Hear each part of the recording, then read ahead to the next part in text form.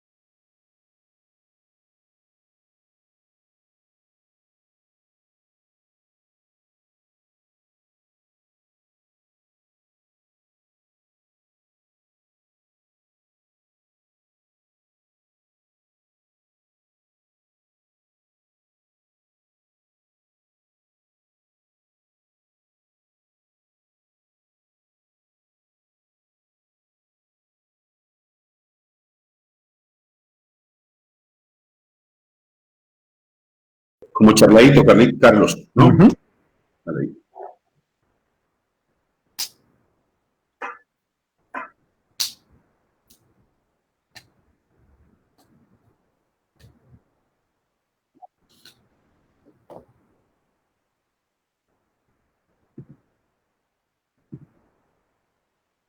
Buenas noches. Un saludo afectuoso a todas las personas que nos acompañan en estos momentos, a quienes nos están prestando los apoyos técnicos. Y de entrada, a mi buen amigo Carlos Carrillo, concejal de la ciudad de Bogotá, con quienes el día de hoy estamos en la idea de adelantar este pequeño foro, Pánico y Masacre en Bogotá, gobernando el descontento. Carlos, mi saludo, ¿cómo has estado? Hola Wilson, ¿cómo estás? Perdóname, un segundo, cierro acá que tengo como un retorno. Me escucho a mí mismo un poco. De pronto, si podemos cerrar el otro micrófono. Yo creo que es vos quien tiene que cerrar algún micrófono o algún bajo por allá. ¿Ahí está bien? Listo. Perfecto. Bueno, Wilson, muchísimas gracias por la invitación. Muy contento de estar acá en este espacio, pues compartiendo con todas las personas que nos ven a través de redes sociales, pero pues por supuesto preocupado por la situación que vivimos en Bogotá y pues con muchas ganas de hablar de lo que está pasando. Bienvenido, Carlos, y bueno, muy contento también de estar contigo. Desde que conversemos sobre unos 3 o 4 ejes de lo que ha venido ocurriendo durante estos días. Y empezaríamos por un asunto. La gente está muy atenta, pues, por estos días, dadas las consecuencias de las movilizaciones anteriores, los motivos y las consecuencias de esta especie de probablemente nueva oleada de movilización que se nos viene, y la conexión entre estos y los anteriores. La conexión en concreto entre los paros de noviembre de 2019, de enero de 2020 y de lo que acaba de ocurrir el 9 de septiembre.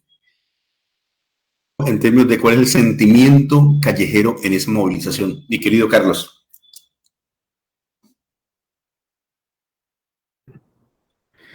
Pues bueno, Wilson, esto, ¿qué conecta estas situaciones?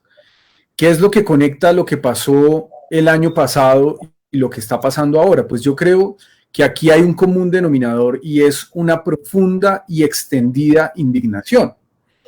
Una indignación, pues que yo creo que es absolutamente normal en un país como el nuestro, en donde una pequeña clase dirigente, una oligarquía, porque es que hay que llamarlo por su nombre, así el término a veces suene demasiado mamerto y algunos le tengan como un poco de aprehensión. Pero es eso lo que pasa. Aquí hay una clase dirigente, una clase política, una clase que ha sido históricamente mezquina y pequeña y que se ha negado a desarrollar el país. Y eso pues durante décadas se logró apagar con el comodín de las FARC, con el comodín de la violencia. Y lo que sucede acá es que esa indignación, pues ya no hay cómo contenerla. Y en la medida en que tenemos una comunicación más fluida, empezamos a romper ese cerco mediático que ha existido en Colombia por pues la privatización de los medios de comunicación que tienen todos una agenda claramente política, pues esa indignación estalla. Y yo sí creo que lo que pasó la semana pasada, al igual que lo que sucedió el año pasado, son muestras de que esa indignación es incontenible.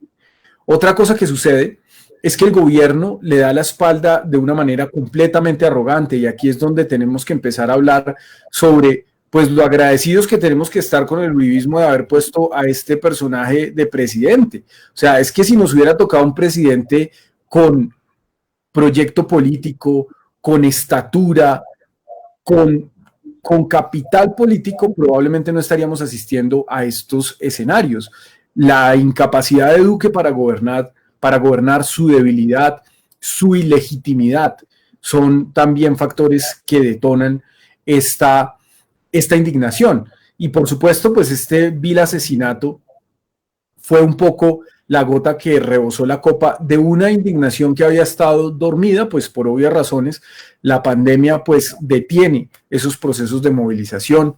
Y pues aquí también hay una cosa que se repite constantemente y que vemos en las protestas posteriores al asesinato de Javier Ordóñez, y es el exceso del ESMAD. El ESMAD, y esto yo no me cansaré de recordarlo, pues debe desaparecer. El ESMAD no es un escuadrón pensado para contener la manifestación en una última instancia, sino es una herramienta de estigmatización. El ESMAD está ahí para generar violencia y deslegitimar la protesta. Entonces, pues Wilson, yo dejo por ahí. Creo que hay que recordar que en estos 20 años de ESMAD, 34 personas han muerto, han sido asesinadas por ese escuadrón, 7 de ellas en Bogotá. Me gusta mucho la radiografía que haces y la conexión del momento del 21N y lo sucedido desde entonces hasta ahora. A mí me gustaría agregar así como a modo de conversación porque lo has descrito muy bien, no tendría mucho que agregar. Bueno, dos cosas, dos palabrejas si se quiere.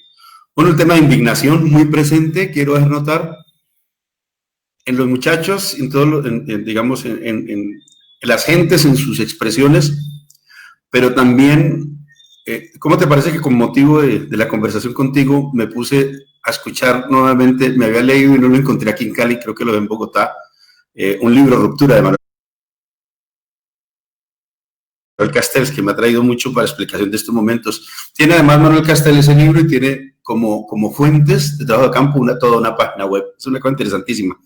Me tiene realmente impresionado la forma como lo escribe. Y entonces habla del término, dice, hay una palabra de todas las lenguas y explica lo que pasaba cuando estaba ocurriendo la explosión social en Chile, entonces también en Irak, cantidad de muertos, bueno, y hace un panorama mundial y dice, en todas las lenguas distintas se llama dignidad, indignación. Pero además no olvidemos que el libro muy importante, que se da también el contexto de la revuelta española, que se llama así, Indignados.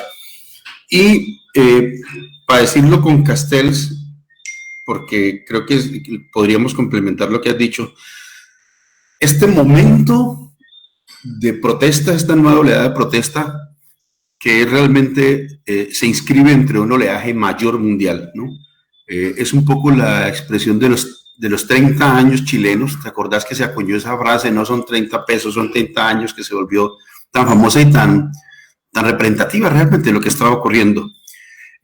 Y algunos datos que él daba y que quisiera poner acá, porque él dice, el problema es que adicionalmente a la crisis, digamos, a la reventona neoliberal después de estas largas décadas, a la promesa de soluciones del neoliberalismo, a las crisis financieras, a las repercusiones, a la pérdida de inversión social, en fin. Dice él, ha tenido un estallido tan importante que ha producido, digamos, cambios en el modo como se representa políticamente la gente. Él dice que hay una crisis de la democracia liberal y que están pensando los ciudadanos. Y entonces, un dato que me parece interesantísimo. Dice que entre el 60 y el 80% de los ciudadanos consultados por el PNUD no creen ni en los partidos, ni en los gobiernos, ni en los parlamentos, ni en las instituciones financieras, ni en los medios de comunicación, ni en el Poder Judicial, ni en la Iglesia Católica. Y le acabo de escuchar otro dato interesantísimo, a ver si lo encuentro. Y es que se calcula que hay un crecimiento impresionante de nuevas iglesias en el mundo, por dada la crisis también de credibilidad en la Iglesia Católica, digamos, en las iglesias de cada uno de los países. Y para América Latina da un dato impresionante.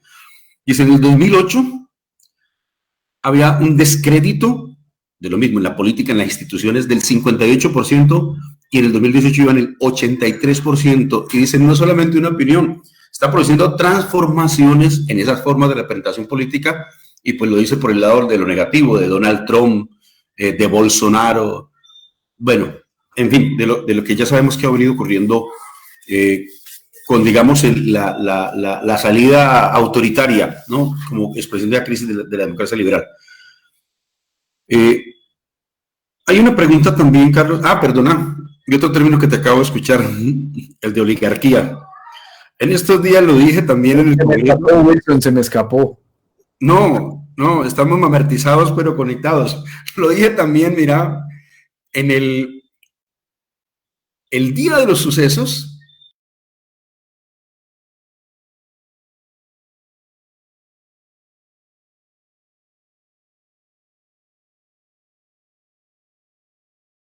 Porque esos muchachos. Y entonces, no solamente esa. Fíjate que se me salió otra expresión mamerta que se está generalizando. Dije, esa policía chulavita. Hace tiempo no decía yo eso, Carlos. Esas dos, oligarquía y chulavita, son muy gaitanistas, mi querido Carlos. No te olvides de la época. No se citó en la época y en el discurso de Gaitán, que además era hermoso y vibrante, bello, el del país nacional y el país político y nacional, la oligarquía, que es un término muy exacto, ¿no? Que alude perfectamente a lo que estás diciendo, y la policía chulavita. Bueno, aparte de esto, dentro de los comentarios, de nuevo, además de disparar pues contra la población, además de esa estrategia de someter a la gente y que doble la cerviz a partir del miedo, hay una pregunta muy recurrente acerca de las noches del terror, que también tienen de común las del 21 de noviembre, recordás, la de enero, y ahora la pretensión igual, y algo así como el manejo comunicacional del gobierno y, digamos, del régimen en relación con ese tema. ¿Qué opinión te merece visto desde ese aspecto, desde esas noches de terror y el manejo de comunicaciones del gobierno en relación con las protestas? Bueno, pues creo que para algunos el del 22 o 23 de noviembre, no recuerdo exactamente, creo que fue el 22, creo que fue al día siguiente exactamente del paro nacional, fue el primer toque de queda pues al que asistimos en la vida. Yo no tengo ningún recuerdo anterior de un toque de queda en Bogotá. Y las escenas que vimos fueron absolutamente impactantes o sea, yo empecé a recibir mensajes y creo que esto nos pasó a todos en Bogotá. También sucedió en Cali. Yo empecé a recibir mensajes de pues mis familiares diciendo se van a meter al conjunto residencial, que pues Bogotá está llena. No sé si en Cali suceda lo mismo, quizás también, porque pues estos fenómenos pues se dan de una manera generalmente ampliada en el país. La gente se empieza a encerrar en conjuntos con rejas por miedo a los robos y demás. Pero pues lo que podría ser una ciudad de pronto con un tejido más fluido, pues se convierte en una ciudad de rejas, como efectivamente lo es Bogotá. Y y la escena se repetía en conjuntos residenciales en toda la clase media bogotana. Y era gente con palos pegándole a la reja. Y uno dice, pero bueno, esto es una locura. Si yo soy un ladrón, pues Sí. yo voy a robarme un cajero automático, así sea con unas sandías o con lo que sea que está desocupado, pues voy donde está la plata y donde está lo fácil. Pero en la cabeza de quién cabe que se vayan a meter los ladrones a un conjunto residencial donde hay 500 apartamentos y 500 familias y hasta puede haber policías y gente armada y qué sé yo. O sea, es una cosa totalmente descabellada. Y pasaban con los palos pegándole a las rejas y amenazando con subirse. Eso fue un plan orquestado para generar terror, porque el gobierno empezó a temer por realmente su continuidad. Es que Wilson, yo creo que nos pasa lo mismo. Yo me emociono cuando recuerdo esa masa que salió el 21 de noviembre a protestar en contra del gobierno, porque es que lo único que se había visto parecido en Colombia fue el No Más FARC de Uribe en el 2008, que fue muy masiva, pero era completamente distinto. Eso era una marcha de la gente en contra de un enemigo insurgente construido durante décadas, de deshumanizar al enemigo y bueno, un montón de cosas que no se dio de la noche a la mañana y pues que afortunadamente ya salimos de eso, pues gracias al proceso de paz, que con sus errores y demás, pues es algo a lo que le debemos mucho. Pero es que esto era una protesta masiva como no había visto nunca el país en contra de Iván Duque, en contra del uribismo, en contra de la caverna, en contra de ese país desigual que han construido quienes han gobernado este país durante 200 años. Eso nunca había pasado. Y ver la solidaridad de la gente, que es uno de los puntos más flacos en las protestas en Colombia, porque esa matriz de opinión siempre ha apuntado a dividirnos, a estigmatizar a quienes salen a reclamar sus derechos como vándalos, y esta vez no fue así. Esta vez uno veía la solidaridad de la gente que pues estaba metida en un trancón interminable, pero se bajaba y sacaba la cacerola y protestaba. Eso nunca se había visto. Y yo creo que ese temor del gobierno ante eso tuvo que haberlos llevado a hacer jugadas muy sucias. Algún día lo sabremos. Puede que ahorita me pongan una denuncia por injuria y calumnia o lo que quieran, pero algún día vamos a saber en realidad qué fue lo que pasó y ya empiezan a darse visos de eso. Y pues bueno, yo creo que lo primero que hay que mencionar es que esa noche de terror fue un hecho que yo sí considero es un hecho histórico y que por lo tanto obliga a quienes hacemos política a responder de una manera pues coherente con lo que está pasando. Tenemos que ser capaces de leer esos hechos a los que probablemente otras generaciones no habían asistido. Y bueno, hay una cosa que es importante mencionar con la policía sobre cuando hablamos de la comunicación, del manejo de comunicaciones del gobierno nacional, que también tenemos que contrastarlo con el manejo de comunicaciones del gobierno distrital y en un momento voy a pasar a eso. Pero algo de lo que hay que hablar aquí también es de lo desdibujada que está la Policía Nacional por haber perdido su naturaleza civil. Es que prácticamente todas las policías del mundo, o por lo menos las policías democráticas, son civiles. Y en un estado, pues, como el nuestro, que es libre, que es en teoría laico, que bueno, que es un estado moderno, un estado social de derecho, pues la policía tiene que dedicarse a garantizar esos derechos, no a crear un monopolio del miedo. Entonces, es claro que en lugar de dedicarse a garantizar esos derechos y a garantizar la convivencia pacífica, a lo que se dedica es a reprimir, no solamente con el SMAT, sino en general con el aparato completo. Es que en la cabeza de quién cabe que la policía pues esté armada hasta los dientes, que tenga helicópteros artillados. Esto también viene no solamente del problema de la insurgencia, sino del problema del narcotráfico. desde los 80s, pues la policía empezó a convertirse en un organismo abiertamente militar, pues destinado a enfrentar unos enemigos muy poderosos, pero también a enfrentar un enemigo interno. Y esta metodología sistemática de estigmatización, pues ya no cabe en el país. El país cambió. El país de hoy no es ese mismo país de Pastrana en donde era posible venderle a la gente la idea del enemigo interno. Sin embargo, el gobierno nacional, en una actitud que a mí me parece absolutamente torpe y además de irrespetuosa con las víctimas, insiste en utilizar esa carta. Y entonces uno ve a Carlos Holmes Trujillo, que a mí en serio me produce hasta tristeza ver a alguien haciendo ese ridículo.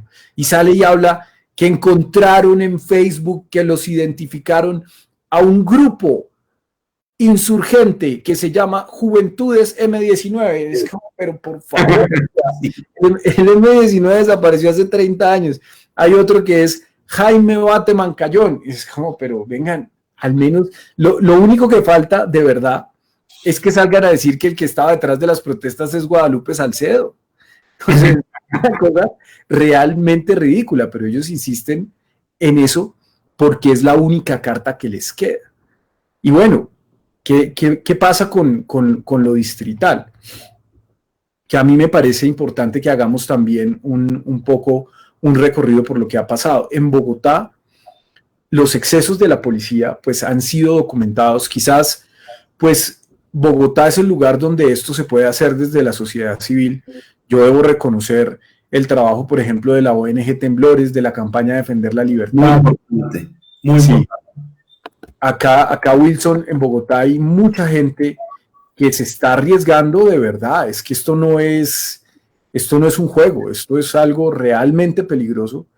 Esto es algo pues que pone en riesgo la seguridad de quienes lo hacen, pero hay gente valiente y comprometida con la democracia y con la libertad que se dedica a hacer esto sin que les paguen, o sea, lo hacen porque realmente creen en la democracia. Y eso es un trabajo que sin duda hay que destacar. Entonces acá en Bogotá las cosas están mucho más documentadas y uno, por ejemplo, encuentra cifras que son escandalosas. Por ejemplo, se habla de 242 casos de violencia sexual entre el 2017 y el 2019. Eso son 7 casos mensuales. Abusos sexuales dentro de los CAIs son unas cosas que no pueden tolerarse. Y pues ni hablar del saldo absolutamente trágico de la semana pasada. Estamos hablando entre 72 y 77, las cifras varían un poco, heridos por armas de fuego. Más de medio centenar de personas baleadas en Bogotá por la policía, más la masacre de 13 personas asesinadas en las calles de Bogotá por la policía que abrió fuego de manera indiscriminada en contra de la población civil inerme. Eso es una cosa de una gravedad que el país y la ciudad no habían visto en décadas. Y entonces, ¿cuál es la respuesta de la alcaldía de Bogotá? Y yo creo que aquí, Wilson, tenemos que ser muy cuidadosos con la lectura que hacemos de esto. Y por lo menos, pues nosotros dos que hacemos parte del Polo Democrático Alternativo, pues aún no sabemos qué va a pasar con eso. Pero nosotros que hacemos parte del Polo Democrático Alternativo, que somos en Bogotá partido de gobierno, porque aunque yo he manifestado desde la campaña mi desacuerdo con la alcaldesa, pues no ha sido por este tipo de temas. Digamos que yo reconozco en Claudia López una mujer pues brillante. Claudia López tiene una inteligencia desbordante. Y también reconozco en Claudia López su legítima oposición a las estructuras mafiosas, porque incluso pues ha arriesgado su vida luchando contra esas clases mafiosas que se tomaron la política y el poder en Colombia. Yo todo eso lo reconozco. La razón por la que yo decidí no apoyarla es por sus decisiones políticas en términos ideológicos y es sus abiertas coincidencias con el neoliberalismo, algo con lo que el pueblo no debe estar de acuerdo. Pero cuando llegamos a lo que pasa en Bogotá, a la primera versión que da la alcaldía, pues lo único que queda, incluso yo que he sido tan crítico de la alcaldesa en muchas cosas, y que no la apoyé y que no voté por ella y que tampoco voy a votar por ella a la presidencia. Yo antes creía que podía votar por ella a la presidencia, ahora ya ni eso, porque es que, bueno, pero esa es otra discusión. Pero cuando aparece esa primera versión de que la policía no le está haciendo caso, de que la autoridad civil, el artículo 315 de la Constitución es muy claro, la primera autoridad de policía del municipio es el alcalde, en este caso la alcaldesa. Así que cuando salen esas primeras versiones de que la policía no le estaba haciendo caso, pues lo único que se puede hacer es salir a defender a la alcaldesa, a defender la democracia, porque eso es un golpe de Estado, no es nada más. Es lo mismo que le hicieron a Allende, por supuesto guardando las proporciones, pero en esto no se puede tener ninguna tolerancia, porque es que si la policía o las Fuerzas Armadas en general tienen el monopolio de la fuerza, es porque obedecen órdenes del gobierno civil. Si esa cadena de mando se rompe, todos los que creemos en la democracia, sin importar las diferencias ideológicas que podamos tener o las diferencias políticas que podamos tener con la alcaldesa, pues tenemos que rodear a la alcaldesa y ponernos de su parte. Pero empiezan a saberse más cosas después. Por ejemplo, que la señora alcaldesa estuvo en el PMU conjunto, porque no se trataron de dos PMU separados. Ella estaba con los generales, estaban todos. Ahí están las fotos del secretario de gobierno con el ministro de Defensa. Y estuvo ahí hasta la 1 de la mañana. Entonces aquí no podemos salir a decir, pues, que no le estaban haciendo caso, porque es que ella estaba ahí en el centro de mando. Y empieza uno a decir, pero ¿y entonces qué es lo que está pasando aquí? Entonces es que la policía está desobedeciendo a sus mismos mandos. ¿Eso fue lo que pasó? ¿Quién dio la orden de abrir fuego en contra de los civiles? Si el PMU no la dio. Porque es que si el PMU la hubiera dado, pues la alcaldesa se habría enterado porque estaba ahí. Y cuenta la señora alcaldesa en el consejo como si nada, o sea, como quien está hablando pues de una anécdota más de lo que pasó, que militarizó la ciudad para cuidar los patios de Transmilenio. Sacó a la Brigada 13 para cuidar a Transmilenio. Yo no me quiero imaginar, Wilson, qué habría pasado en Bogotá si esto lo hace Peñalosa. Si Peñalosa saca el ejército para cuidar los buses. Si a Peñalosa se le sale la ciudad de control así, ¿cuál habría sido nuestra reacción? Yo creo que lo habríamos crucificado. Porque es que la autoridad también implica responsabilidad. Pero aquí parece que hay un fenómeno increíble que habrá que estudiarlo con mucho cuidado, y es como la alcaldesa puede tener el poder, pero nunca la responsabilidad. Entonces yo sí creo que eso es algo que vale la pena pues darle vueltas y reflexionar sobre eso. Pues me tienes dando muchas vueltas y pensando sobre el tema, porque se lo he escuchado a varias personas que ciertamente hicieron una especie de reclamo muy airado en defensa de Claudia. Yo mismo la retuiteé, estoy con Claudia sobre el tema, pero reconozco que el margen de dudas, sin yo estar tan cerca como tú al tema, pero muy atento, pues deja mucho que desear y deja muchos interrogantes. Ahora, yo, escuchando entre líneas algunas respuestas del ministro que estuvo en el Congreso de la República, además, anticipándose a la citación que le hicimos los parlamentarios, decide ser invitado para no, digamos, para tratar de escapar un poco al control y dar su versión sin la presentación previa y con una presentación de un informe a varias voces que fue básicamente oficialista. Pero esas dificultades, escuchando entre líneas, pues dijo muchas cosas el ministro en los tonos que él acostumbra. Un tipo que no es que sea versátil, es que pasa de un tono al otro inexplicablemente en la misma frase. Intenta agredir a Petro, pero después trata como de sacarla suave. Es una cosa rarísima la expresión del ministro, que creo que expresa también el conjunto del gobierno. Están un poco paniqueados, no saben cómo abordar el tema, suben el tono de la voz, se ponen una chaqueta, todo lo que tú has visto en términos comunicacionales. Pero quiero hacer notar que en una de las respuestas que le hace a Petro, porque se dirige a él, trata de decir algo así como, esto es más complejo de lo que usted piensa y no son los altos mandos siempre los responsables, un poco intentando deslindarse sin lograrlo porque él no tiene digamos, la fuerza, la potencia democrática, la capacidad de deslindarse realmente de eso. Están inmiscuidos y con el presidente poniéndose la chaqueta de la policía. Pero vamos a notar que él intenta una especie de giro verbal para dar a entender, por lo menos dejar dicho, que eventualmente pudo haber una ruptura en otros, o más bien que no se le podía endilgar al alto mando ese tipo de comportamiento. Pero me llamó la atención que creo que se lo escuché en 3 días también a Petro en última locución. Tal vez una entrevista que le hace Ariel Ávila, que sería chévere que la viera, no sé si la vistes. Como habría que ver el video último que saca Semana, que lo estabas diciendo y se me venía a la cabeza cuando hablabas de los videos que son tan palmarios, que son tan evidentes, que son tan inocultables, cuando salen de un CAI, no sé dónde será, un grupo de policías con la orden de disparar, porque es evidente que salen a hacerlo, o por lo menos con el concierto, pero no es un concierto solamente de ese CAI, es un concierto de muchos CAI, y entonces aparece también otra explicación, otra línea explicativa que no necesariamente es contraria a otras. Yo quiero hacer una aseveración. Yo creo que en las policías, no solo colombianas, se ha presentado un fenómeno de fascistización de sectores de la policía, que no sé si no puedo decir que sea de todos, que tendría varias explicaciones. Y ese comportamiento, vos lo ves inclusive en estos días, hace tiempo veía la protesta en España, y la policía en una actitud muy similar a la colombiana, claro. También Castel habla de la reacción de la policía en general, que es un cuerpo para reprimir y no siempre logra saber actuar frente a situaciones tan inminentes.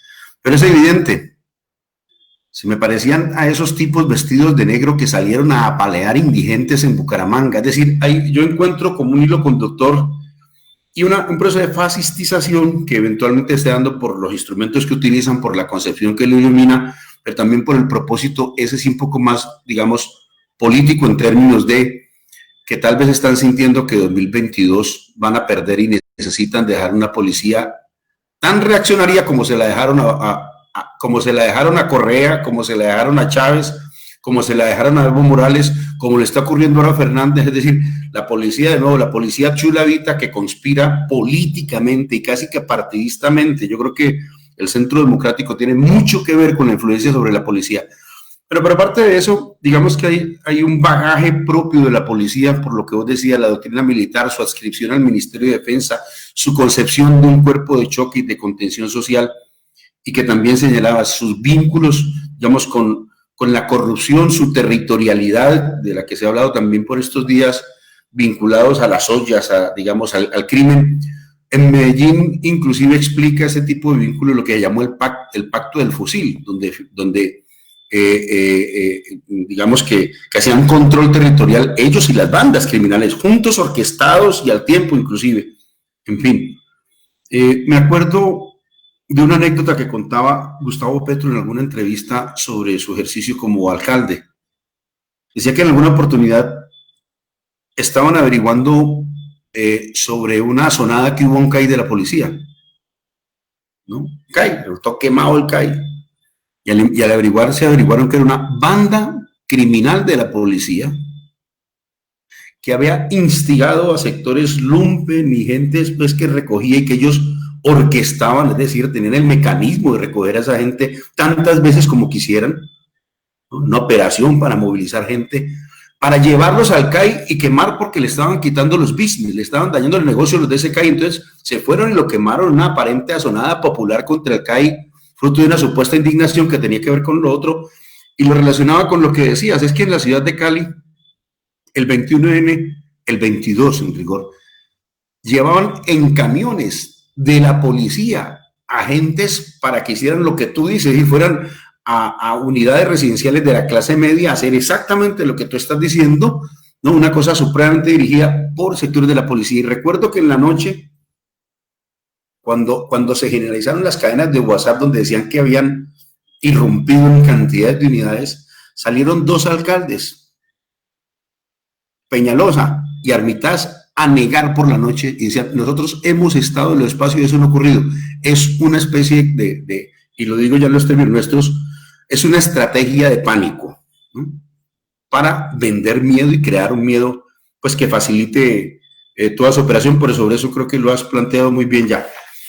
Para agregar tal vez también el intento, digamos, de reavivar un chivo expiatorio de carácter guerrillero, y entonces ahora es el ELN. Dejo dicho que realmente las explicaciones de explosión social van mucho más allá de buscar un chivo expiatorio.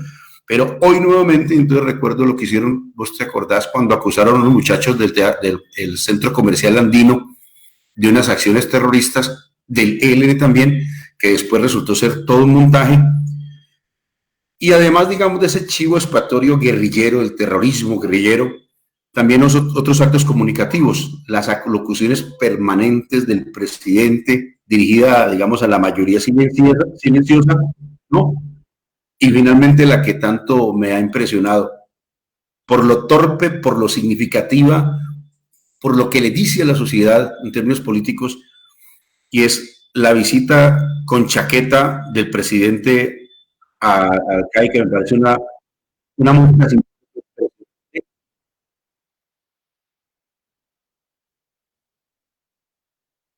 Tranquilo, bien.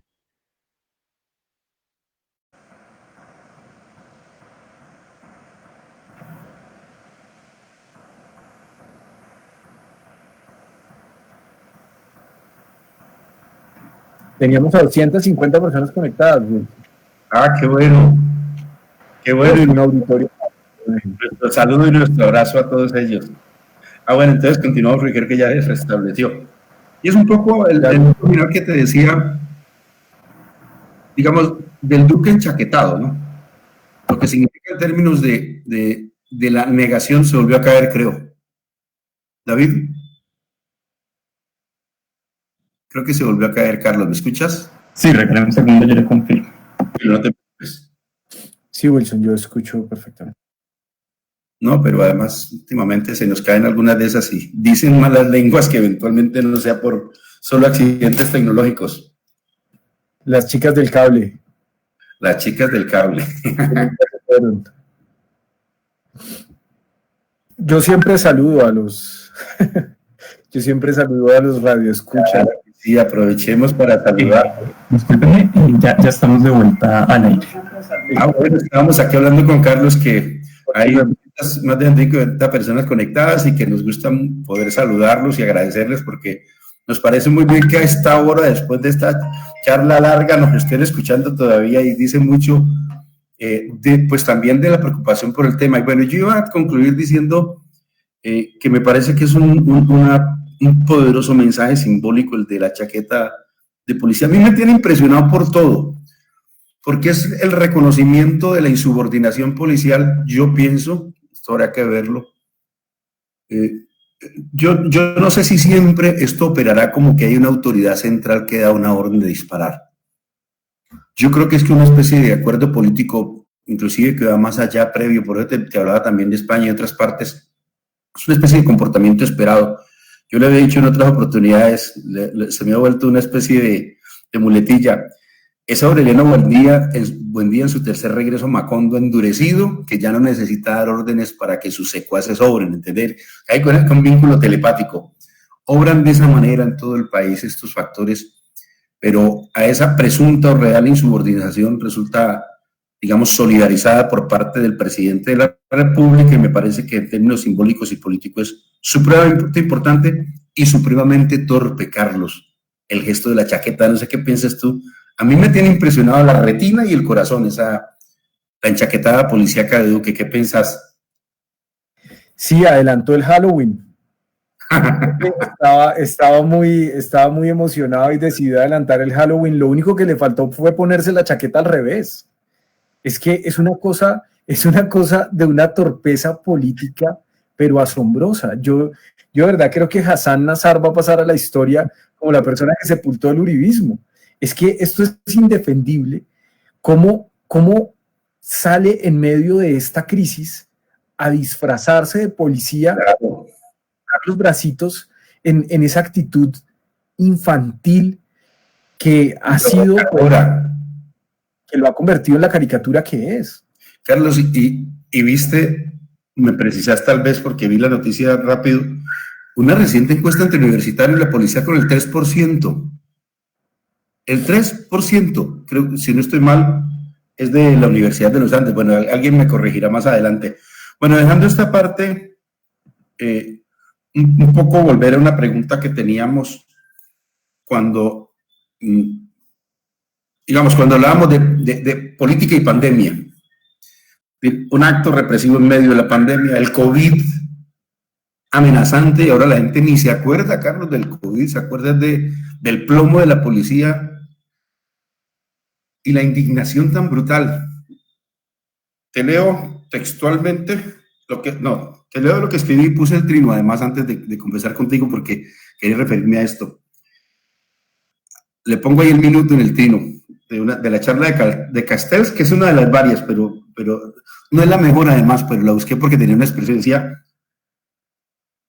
los videos en YouTube son la causa más directa, contenida, que explota en esta situación de extrema confrontación. Perdón, la explicación. Los videos que han circulado, ¿no? El modo como la gente se siente, digamos, agraviada, ¿no? En medio de la pandemia, está produciendo algo impresionante. Pero yo creo que nos remite a una pregunta que nos hicimos por allá cuando iniciaba la pandemia, cuando algunos más optimistas y otros más pesimistas decían algo así como que la pandemia podría darnos condiciones, ¿no?, para que brotara un cambio, ¿no?, agudizaría la política, brotaría un cambio de la pandemia, o por el contrario, se presentaría algo así como unas soluciones autoritarias post-pandemia, dada la crisis de salud y la crisis económica y social tan impresionante que ya se preveía que iba a acontecer. Vistas las cosas desde ahora y después de estos sucesos, ¿qué pensás de esa pregunta que nos hacíamos al comienzo de la pandemia? Sí, lo recuerdo porque es que este escenario de pandemia, pues lo primero que genera son unas restricciones a las libertades que teníamos por sentadas, que eran impensables, y fue una cosa totalmente repentina, ¿no?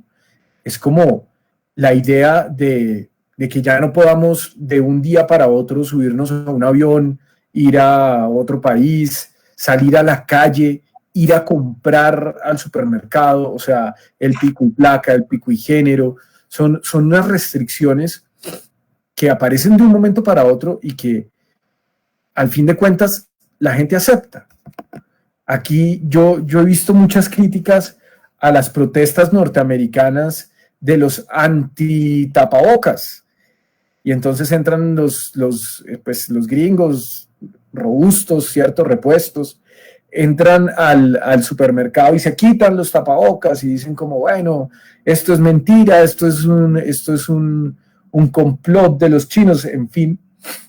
Pero en la mayoría de sociedades no ha habido ninguna protesta en contra de estas medidas.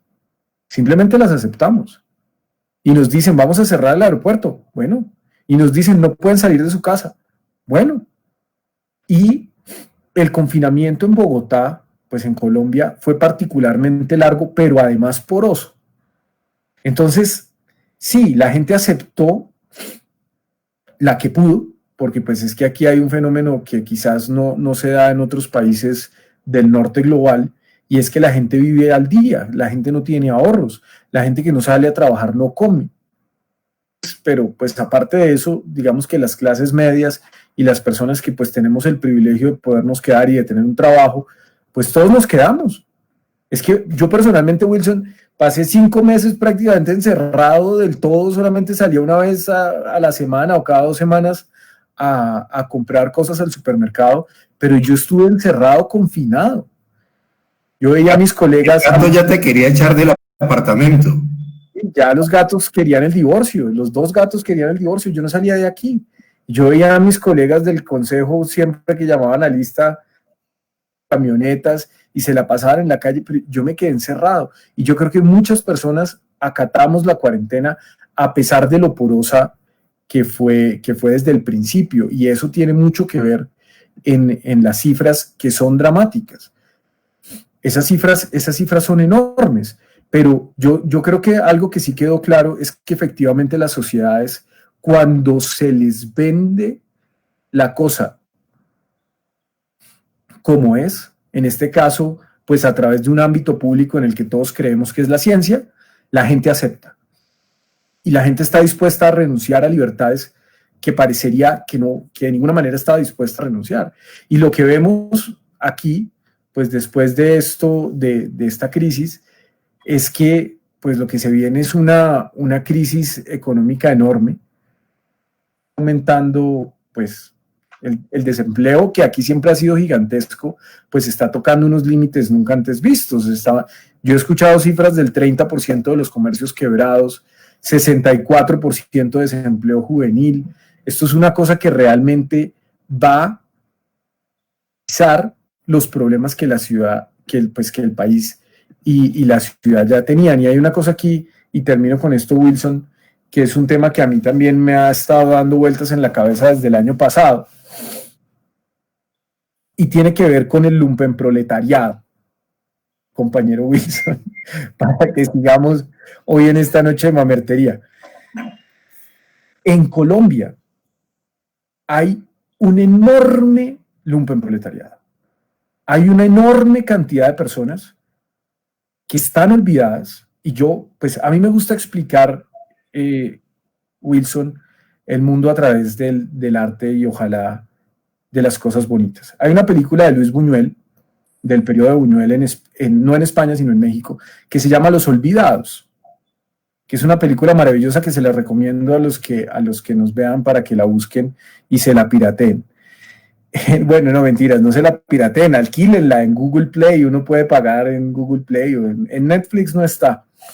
Y es una película sobre esos niños, adolescentes y niños olvidados en el México por allá de los años 40, 50, que son los mismos de toda América Latina, que son los mismos que después uno ve en Colombia en el cine de los 70, allá de Mayolo, de Agarrando Pueblo, de La Pornomiseria. Esos niños de la calle, esos niños desposeídos, siguen existiendo en Colombia. El desarrollo de la economía, las torres de edificios, las tiendas de lujo, no han reducido esa población de personas que no tienen nada que perder en la vida. Y esos son, Wilson, los que hoy están protestando de manera violenta. Yo lo he visto con mis propios ojos. O sea, lo que antes, en realidad, sí, pues por supuesto que las guerrillas existieron y las guerrillas tenían unas células urbanas. Eso es una realidad. Tampoco vamos a decir, pues, que las FARC eran unas hermanitas de la caridad que pues leían a Marx solitos en el monte. No, pues tenían unas células urbanas y quemaban buses y tenían presencia en las universidades, por supuesto. Eso fue real. Pero uno veía también en las protestas, pues yo he sido mamerto de toda la vida, pues siempre las he visto, estudié en la Universidad Nacional. Uno veía que en esas protestas los encapuchados claramente hacían parte de esas células urbanas de la insurgencia. Eso ya no es así. Eso ya no es así. Es la gente desposeída, son los olvidados, son los niños como Dylan. Dylan estaba tirando piedra cuando lo mataron. Sí, estaba tirando piedra.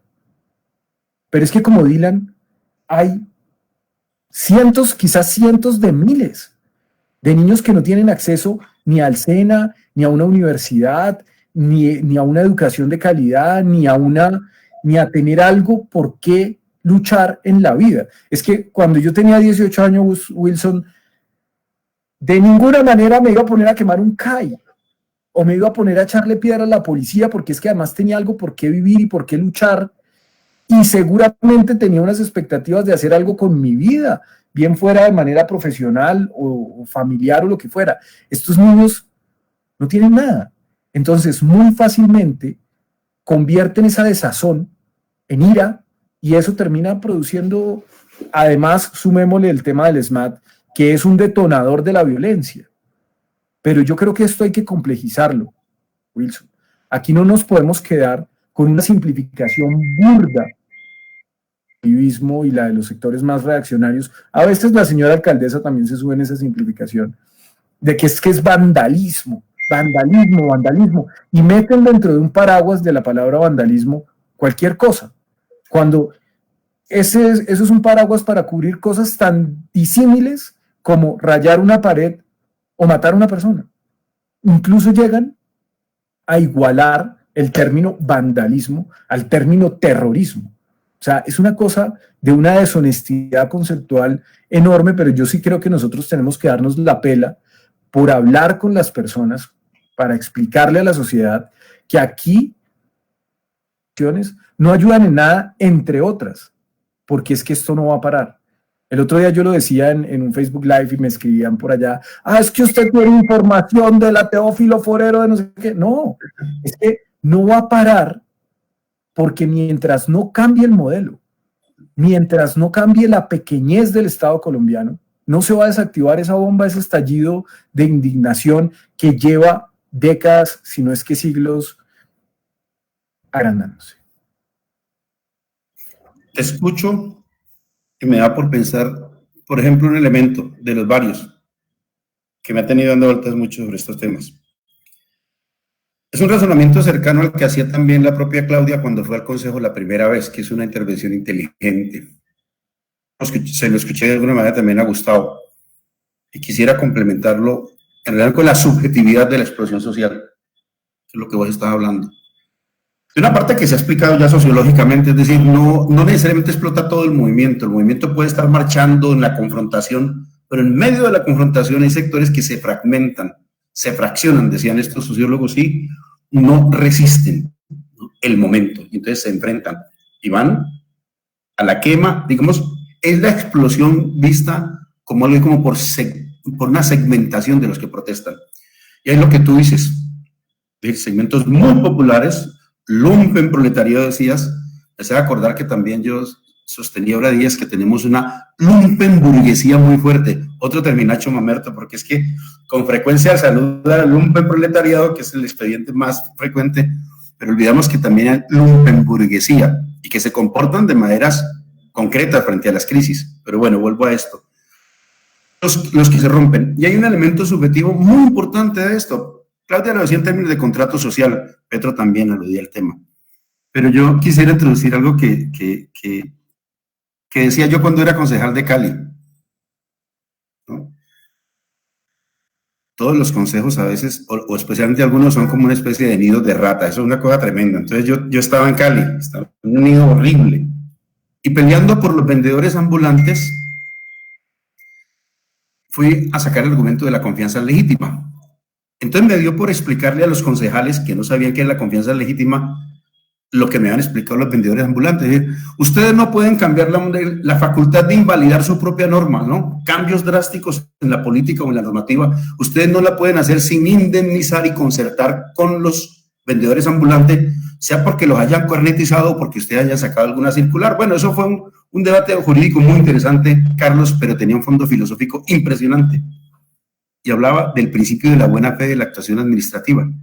Y decía que la confianza legítima no es eso que la gente ordinariamente remite, sino, ojo, la confianza legítima es la confianza que per se, por definición, tiene el ciudadano en las autoridades, que piensa que va a actuar de determinado modo con arreglo a la tradición o a la normativa o a las formas de convivencia. Entonces yo ponía un ejemplo que en estos días brillaba pues por los hechos. Yo decía, por ejemplo, señores concejales, lo decía en broma, pero también se decía, cuando usted va por la noche por la calle y se encuentra en un policía, a usted no debería darle miedo. El policía no lo va a robar y no le va a disparar. Tú sabes lo que pierde el Estado, ellos, lo que pierde el gobierno, ellos, lo que pierde el contrato social de ellos, en momentos en los cuales se pierde la confianza legítima. Digo, en términos sociales, en términos de ordenamiento social, en términos de pacto social, un problema muy grande. Bueno, esta semana vi a unos policías que gratuitamente, es un ejemplo, pero se ha vuelto viral, gratuitamente van por una calle, no sé si lo viste, y va un joven en una bicicleta, creo que es en Pasto, no recuerdo, y los policías no tienen reparo en alcanzarlo y patearlo gratuitamente y sacarlo de la carretera, y el muchacho queda como plop, queda raspado dando vueltas en la calle. Y los policías se van, me imagino, que a celebrar la supuesta pilatuna que dice mucho en términos de esto que te estoy diciendo de confianza legítima. Multiplica eso por miles.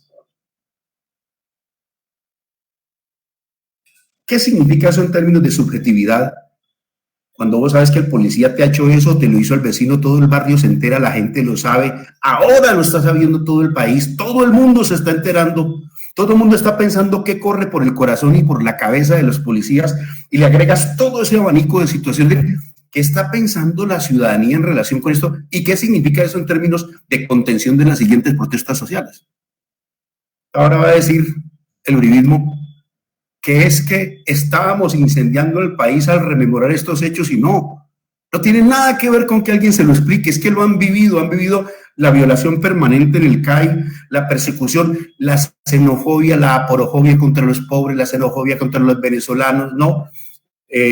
La homofobia, las muertes de los LGTB, jóvenes, pobres LGTB y etnias son los más afectados por la violencia, Carlos. Entonces, ¿qué le dice a la población esos hechos en términos de, digamos, de confrontación en la movilización? ¿No? Yo voy a movilizarme, no me resuelve el tema, me tienen sin trabajo, sin salario, me están metiendo una reforma laboral, sé que están sacando otra contra los campesinos y contra los baldíos, me entero que quieren vender una parte de Ecopetrol, sé que han salvado a Bianca y el sector financiero con la carga que yo asisto a una movilización que son muchas más de las que tenía el 21 de noviembre, porque el 21 de noviembre negaban contra toda evidencia que iban por esta.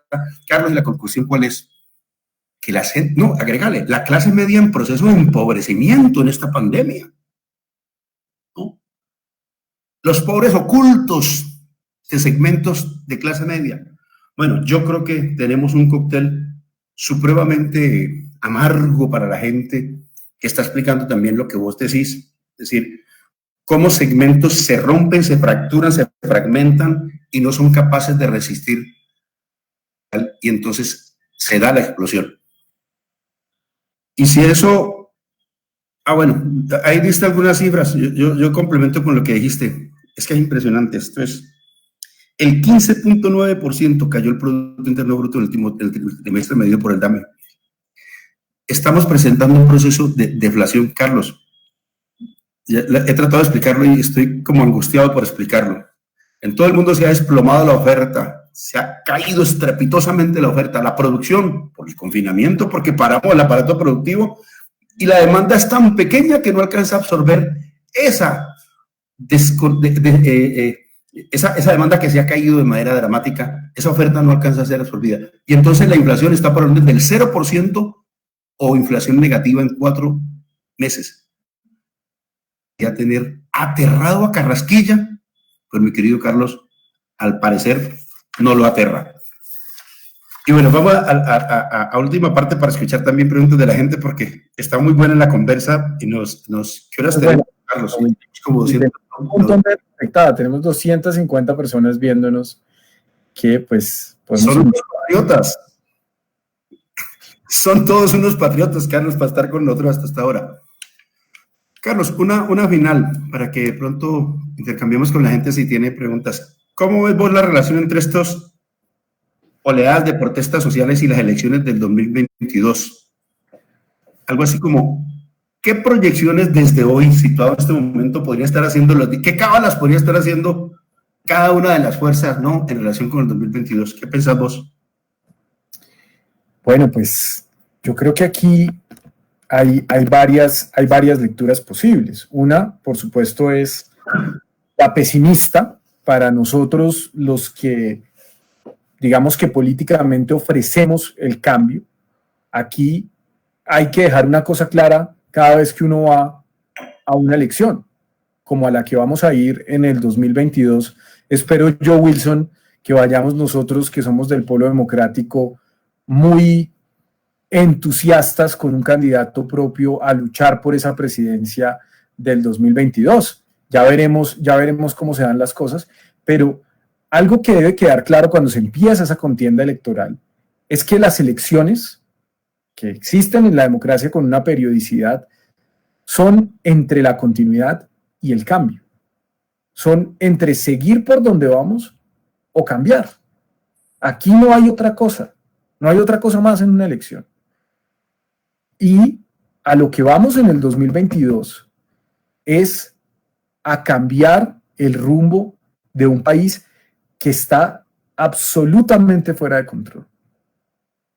Iván Duque está dándole forma a la caída definitiva de ese establecimiento que ha malgobernado este país desde hace tanto tiempo. Entonces yo sí creo que las propuestas de izquierda democrática, las propuestas de el progresismo, de las ideas que nosotros defendemos, de las ideas de gobernar para las mayorías y no gobernar para esa plutocracia que ha estado al frente de los destinos de los colombianos desde siempre.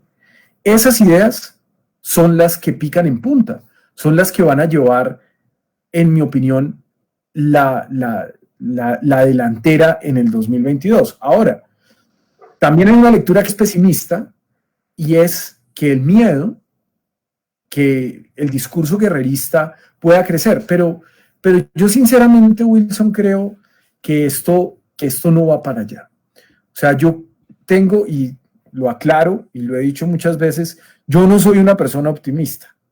O sea, a mí no me van a decir que es que yo soy particularmente optimista, entonces que creo que vamos a ganar.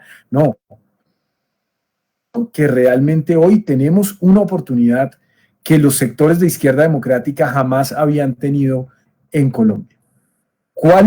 ¿Quién es la persona que va a llegar y se va a sentar el 7 de agosto allá en el Solio de Bolívar y va a recibir la banda presidencial de Iván Duque? Pues eso ya es una discusión que tendremos quizás más cerca del momento de las elecciones.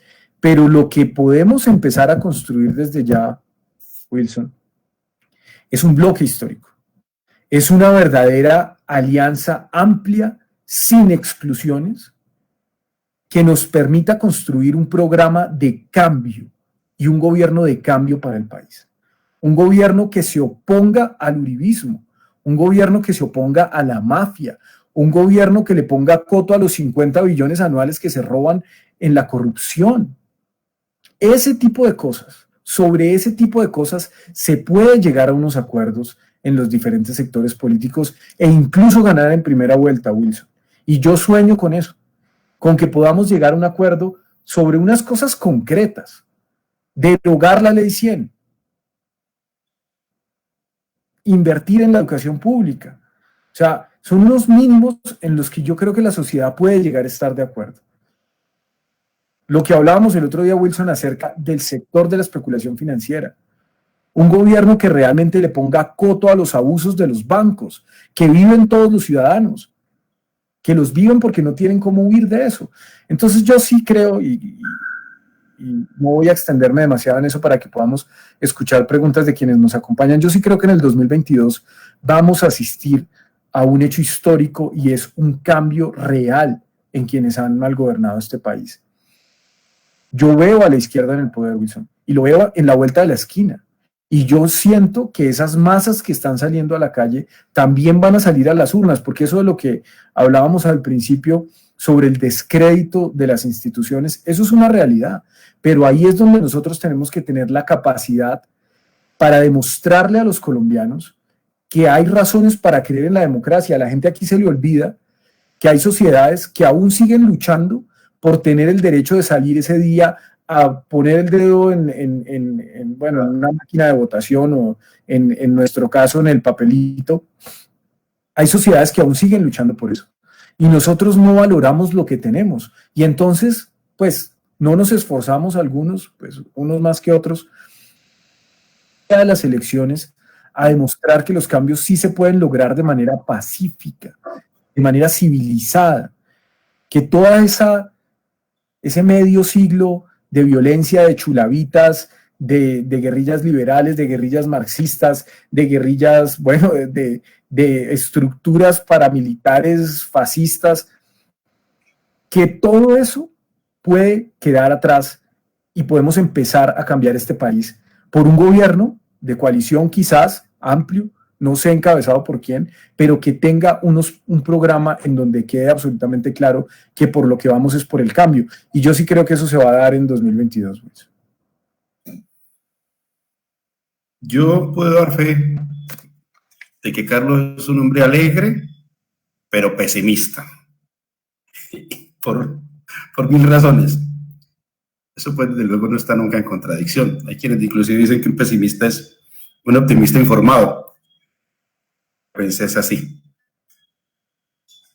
Quiero aguarte la fiesta, pero no logro, porque yo comparto lo que estás diciendo. Sin embargo, te hago notar una cosa. Creo que una cosa es la legitimidad del régimen, que es lo que está en discusión inclusive, no solamente del gobierno, sino que es del régimen y esta sociedad. Y otra, la popularidad de un presidente. Entonces lo introduzco para hacer notar que esto es complejo y que no la tenemos ganada todavía. Y que lo concreto es que el gobierno ha venido perdiendo lenta pero paulatinamente legitimidad, incluso si hoy ha logrado retomar alguna popularidad por razones explicables, entre otras cosas porque la gente confinada tiene miedo y necesita una autoridad. Entonces cuando vos ves al presidente hablándole todos los días, pero te doy unos datos. Popularidad de Duque en pandemia. En febrero de 2020 su aprobación era del 23%. En abril ya estaba en el 52% y en agosto subió al 61%. Esto no resuelve los problemas, digamos, estructurales y de fondo. Esto no resuelve los otros asuntos y tiene explicaciones también. Y bueno, de otra parte comparto que hay asuntos que se están dirimiendo muy importantes, que son muy cercanos a la gente, son muy próximos a la gente. No estamos discutiendo una campaña filosófica, estamos discutiendo una campaña en concreto, es lo que tú dices. ¿Cómo poner el plato a la mesa? Y la pandemia dijo, por ejemplo, cosa importantísima, en la subjetividad y en el sentido común, en términos más grancianos posibles. El modo como la gente piensa, ¿no?, está barajándose en campaña, al punto que creo que la gente empieza a reconocer que el que nos puso el plato en la mesa, además porque se están desplomando las importaciones, fue el campesino colombiano. Cosas como esas. Que la salud pública es muy importante y lo dicen de partidos, de otros partidos, de otras latitudes derechistas, diciendo que hay que salvar la salud y hacerla musculosa, en fin. Asuntos muy próximos que nos tienen inclusive coincidiendo a sectores que desde un campo no uribista y no fascista y no derechista están planteando, digamos, salidas entre comillas keynesianas, cómo hacer una gran inversión, cómo darle renta básica a la gente, renta básica suscrita por gentes que son liberales y que sencillamente dicen hay que darle algo para que la gente compre, porque hay que resolver el hambre, pero además activar la economía, y si la gente no compra, se desploma más la economía. Soluciones que son de sentido común, pero que Carrasquilla, el Fondo Monetario y el gobierno actual no quieren. Y en ese sentido creo que hay un aspecto muy grande, y por eso me entusiasma escucharte lo que estás diciendo, ¿no? Para ese bloque histórico terrateniente, conservador, clerical, que da plomo, ¿no?, dominado por esos sectores reaccionarios, puede ceder a un nuevo bloque histórico para una etapa histórica no de 4 años, no de 8, de 12, de 20, de 30 años, que considera es un bloque histórico que nos dé una alternativa mucho más de largo plazo. Creo que eso está en la baraja, pero me gustaría dejar dicho algo así como que no lo tenemos resuelto ahora. Hay signos que a mí me agregan, le digo solamente una frase.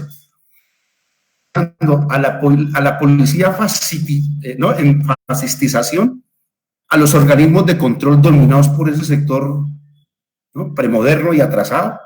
Nos van a dejar un contralor un tiempo, nos van a dejar un procurador un tiempo, nos van a dejar un fiscal un tiempo, nos van a dejar una policía un tiempo. Pero este gran volumen político podría inclusive no solamente poner presidente, sino mayoría del Congreso, y necesita poner mayoría del Congreso de la República, necesita poner sectores democráticos del ejército. Yo creo que hay sectores de las fuerzas militares que están algo así como autocríticos frente a lo que está ocurriendo, y que las cosas se decantan en la política y se aceleran en estos días de cambio. Finalmente, porque comparto que vamos a tratar de escuchar a la gente, este momento va a beneficiar a quien logre conectarse con la gente, creo yo, y a quien lo vean, si no como antisistema, por lo menos sí por fuera de esa mafia que domina. La gente creo que identifica que es una cosa mafiosa.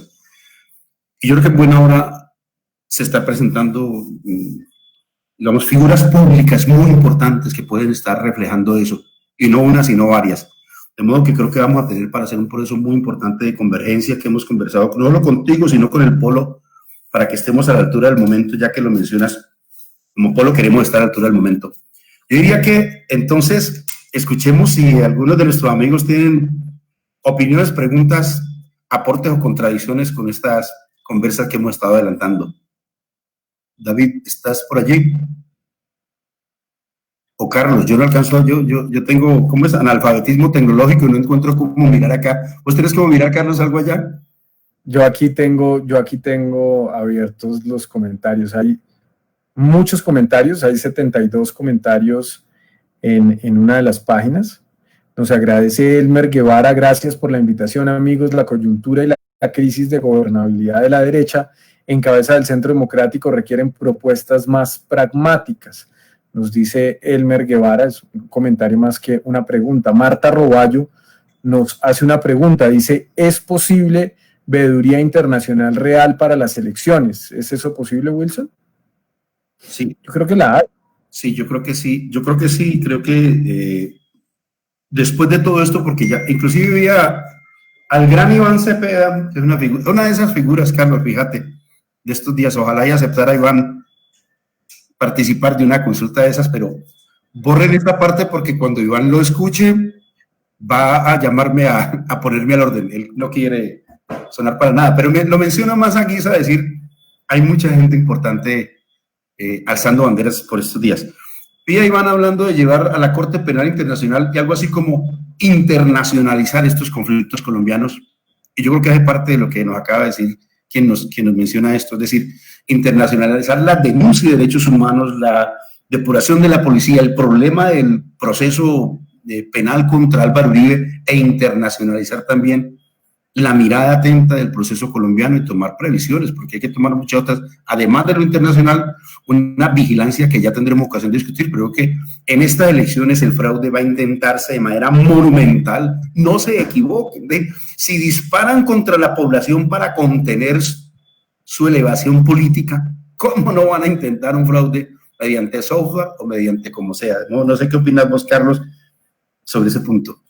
Sí, yo creo que el sistema electoral colombiano, pues acá sí hay unos entes internacionales que hacen vigilancia,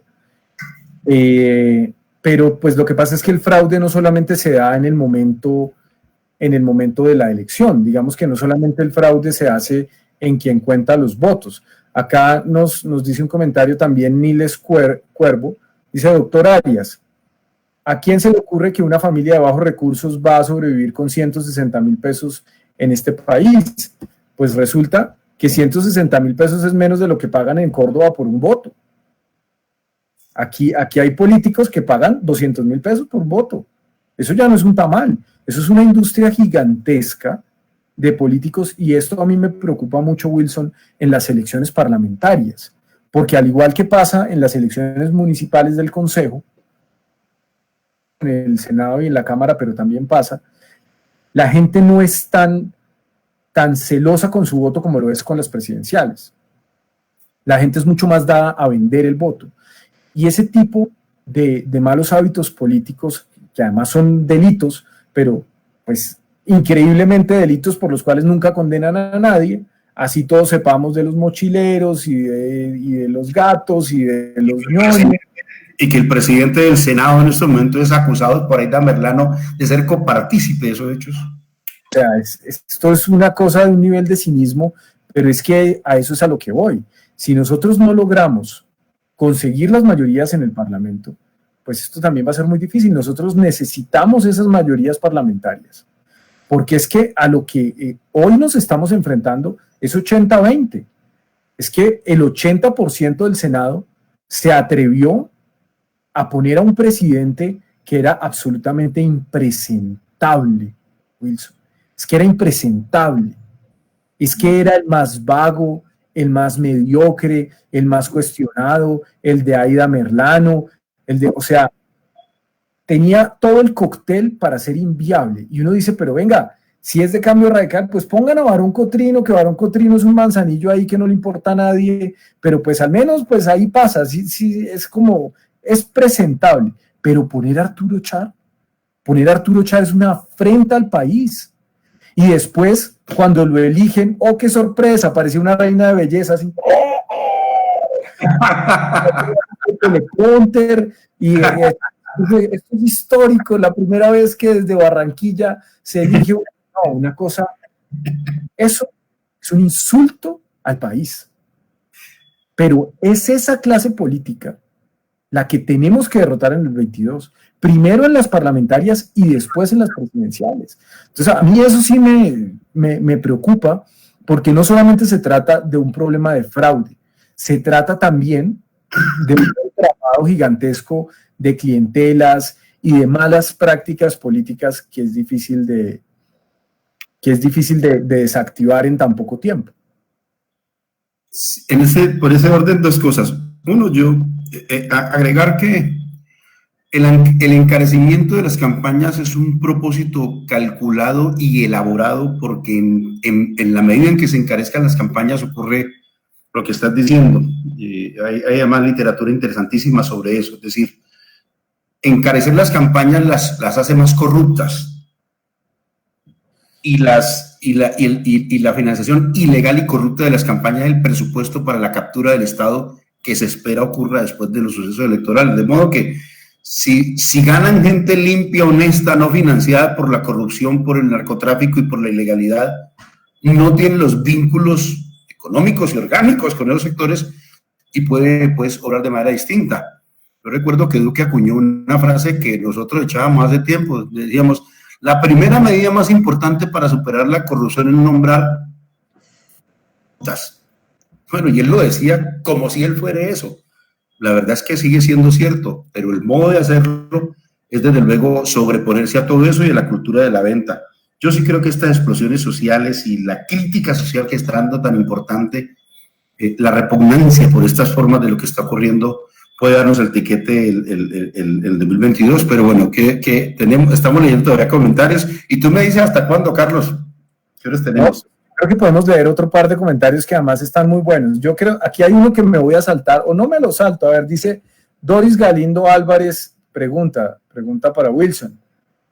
¿Se queda en el polo? Quiero ese chisme, pregunta, pero bueno, esto es un tema del que podemos hacer otro Facebook Live la próxima semana, no sé, Wilson. ¿Seguimos? ¿Sigo subiendo en los comentarios? Yo creo que sí nos quedamos esperando. Aquí los que hemos dicho que se van no somos nosotros. Entonces, yo he por sentado que nos quedamos en el polo. Siguiente pregunta, doctor Arias. A ver, sería... Pero a vos también te han preguntado, Carlos. Me estás cogiendo con metralla. Es que hay muchos comentarios. A ver, aquí nos recomiendan unos documentales en Netflix, también Nada es privado, saludos desde Tunja. ¿Cuál es? Nada es privado, un documental que recomiendan. ¿Cómo se llama? Nada es privado. Ah, sí. Diana Salahía nos dice, ¿qué hacer para que el 21S sea realmente contundente? ¿Cómo nos protegemos? ¿Están de acuerdo con que debemos salir en masa? Pues Wilson, yo creo que sobre eso lo único que tengo que decir es que es un sí rotundo, que hay que salir, y no solamente el 21S, sino el 21O y el 21N y el 22 y el 23 y el 24. Y esto pues es una cosa casi que de desgaste, es de no permitir que se nos desgaste, que sigamos y sigamos y sigamos alimentando esa llama de la indignación, y que eso se refleja en las calles. Yo sí creo que hay que salir masivamente, pues por supuesto con el cuidado de una pandemia que todavía está ahí, el virus no se ha ido y todo lo demás, pero sí, yo creo que hay que salir. No sé, Wilson. Yo agregaría, yo creo que hay que salir de manera festiva y multitudinaria para colmar la calle, como tú dices, con todas las medidas que tengamos que tomar. Eso también el pueblo inteligente y lo va aprendiendo y lo va sintiendo. Pero que entre más multitudinario, festivo y enérgico, porque la belleza de lo que sucedió después, vos te acordás de los artistas en la calle, la gente, en una celebración de todo el país o de buena parte del país. No solamente ponía, como lo decías vos, el corazón puesta a 1000, sino también daba idea de lo que puede hacer la potencia popular, además para echar para atrás eso que repugnamos tanto, esa fuerza pública, y forzar una reforma de fondo de la fuerza pública. Sí. Bueno, Wilson, aquí tengo otro como para que vayamos cerrando.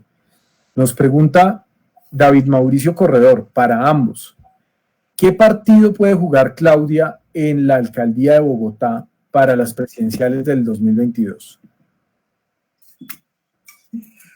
Pues yo creo que Claudia lo anunció, además de la manera más desafortunada, no digo solamente imprudente, fíjate, sino muy desafortunada, negando una coalición. Entre otras cosas, yo te voy a decir, me dolió, por ejemplo, por Robledo, presente ahí, para decirlo en términos ya míos, personales. Estaba claro que Robledo venía de su inspiración y estaba en sus cálculos y sigue estándolo legítimamente y con toda la importancia de una candidatura de Robledo, que la tiene de manera muy importante para este país y con todos sus méritos. Pero bueno, te digo, es Claudia notificándole a Robledo, su aliado, que se abrazaba en campaña desde el inicio y la instalación de... Eso es muy, digamos que muy antidemocrático también. En general es antidemocrático. Yo gano y te concedo lanzamiento previo, ¿te imaginas? En mi acto de celebración. Entonces lo he dicho para decir, creo que más o menos está cantado lo que Claudia quiere. Sí, sí, Wilson, yo como lo decía al principio de este Facebook, yo siento un enorme respeto por Claudia López como actor político. Creo que además habla bien de esa renovación en la clase política colombiana. A mí lo que me preocupa mucho de Claudia López, y el otro día me atacaron en Twitter por haberlo dicho, eso pusieron a toda la bodeguita verde, que yo le digo la bodeguita del medio, la bodeguita del centro, toda esa bodega a darle y a darle y a darle, hasta machista me dijeron, porque yo dije algo de lo que estoy convencido, y es que Claudia López, si bien tiene extracción de clase, ella no hace parte de esa rancia oligarquía, se muere de ganas por serlo. Y eso, pues a mí me parece muy preocupante, porque ella, con la enorme popularidad que tiene, pues siendo sin duda la mujer más poderosa del país, porque es eso, es la mujer más poderosa de Colombia, pues va a jugar como un animal político que es, además, va a jugar en las elecciones del 22, y yo creo que va a jugar a favor de darle continuidad a ese bloque de poder. Entonces yo creo que habrá que ver efectivamente qué partido toma. Yo creo que hay dos candidatos ahí en el sonajero con los que se podría ir, por supuesto con Fajardo, que ya lo ha mencionado, pero también hay otro discípulo de Soros que nos ponen en todas partes, que es Alejandro Gaviria, que podría también ser un perfecto elemento de, entre comillas, cambio, porque pues es un tipo pues joven, se está dejando el pelo largo, tiene cara como medio de loquillo, defiende libertades individuales, y ese tipo de candidatos en Colombia han sido muy exitosos. Pues el caso de Antanas Mockus, por ejemplo, que siendo un neoliberal redomado, un tipo de derecha, un tipo autoritario, un tipo, o sea, a mí Mockus, o sea, aquí de pronto nos empiezan a insultar en Facebook, porque Mockus es una figura sagrada, es casi que un suicidio político atacar a Mockus, pero pues a mí me gusta la adrenalina. Entonces, personajes así, que están diseñados para desactivar los cambios, pues tienen muy buenas posibilidades en Colombia. Yo espero que no sea así, yo espero que podamos llegar a un entendimiento amplio entre los diferentes sectores y podamos tener un candidato de unidad, que vaya a una consulta y se mida, y pues cargaremos el maletín a ese que gane, si es producto de un acuerdo programático, creo yo. Pues me animo a echarte otro comentario sobre el tema. Sí, yo estoy de acuerdo en que se puso muy de moda, ¿no? Y inclusive lo están viendo burla, en la lucierna, en varias partes del cuento de que cuando se habla de acuerdo programático es que es componenda. No, yo creo que eso es desestimar lo que es la vía concreta, de otros acuerdos programáticos, y comparto eso. Yo creo que se puede instalar una nueva era con una especie de consulta variopinta. Ese es nuestro reclamo dentro del Polo, además.